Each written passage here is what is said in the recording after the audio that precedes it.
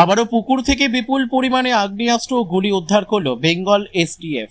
সন্দেশখালী 1 নম্বর ব্লকের অন্তর্গত নেজার থানার খড়িহাট গ্রামের একটি পুকুর থেকে গোপন সূত্রে খবর পেয়ে বেঙ্গল এসটিএফ বিপুল পরিমাণে আগ্নেয়াস্ত্র উদ্ধার করল। স্থানীয় ও এসটিএফ সূত্রে খবর, আগ্নেয়াস্ত্র উদ্ধারের পাশাপাশি বিপুল পরিমাণে বন্দুকের গুলিও উদ্ধার করেছে এসটিএফ। একটি পলিথিনের ভেতরে এই সমস্ত বন্দুকে গুলি ছিল, সেগুলোকে উদ্ধার করেছে এসটিএফ। 15টা বন্দুক সহ 200 রাউন্ড গুলি পাওয়া গেল। পরিমাণে হিউজ পরিমাণে।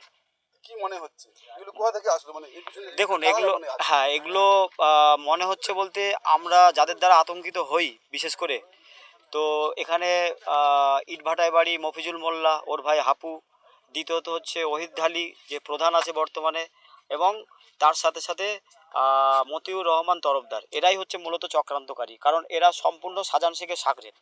এই হারমাত বাহিনীরা 21 সালে আমাদের গ্রামে টোটাল ঘরবাড়ি ভাঙচুর করেছে আমাদের এলাকার মুষ্টিমেয় কয়েকজনকে নিয়ে। প্লাস মনে হচ্ছে এরা কি এখানে আগ্নেয়াস্ত্রগুলো লুকিয়ে রাখতে পারে? মনে হচ্ছে বলতে দেখুন আমরা দেখিনি, কিন্তু আনুমানিক 90% হতে পারে, কি 90% সঠিক এরাই করতে পারে। মানে কি হতে পারে? মানে এরাই জিনিসগুলো রাখতে পারে, এদের নেতৃত্বে রাখতে পারে। তা না হলে আমাদের এই শান্তিপ্রিয় এলাকায় এখানে এই সমস্ত জিনিস কি করে আসবে? কতটা আতঙ্কে আছে? আমরা গ্রামের মানুষের থেকে আপনারা জেনে নিন যে তারা কতটা আতঙ্কিত রয়েছে।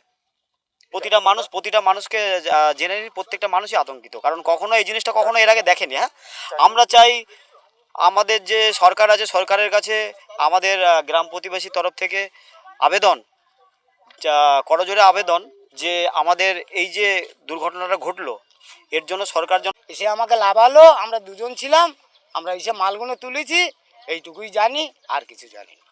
মানে কি দেখলে তুমি?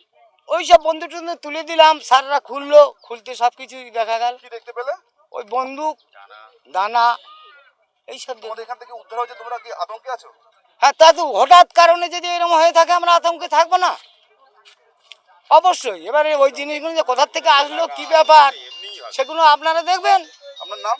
আমার নাম পরিমল দাস।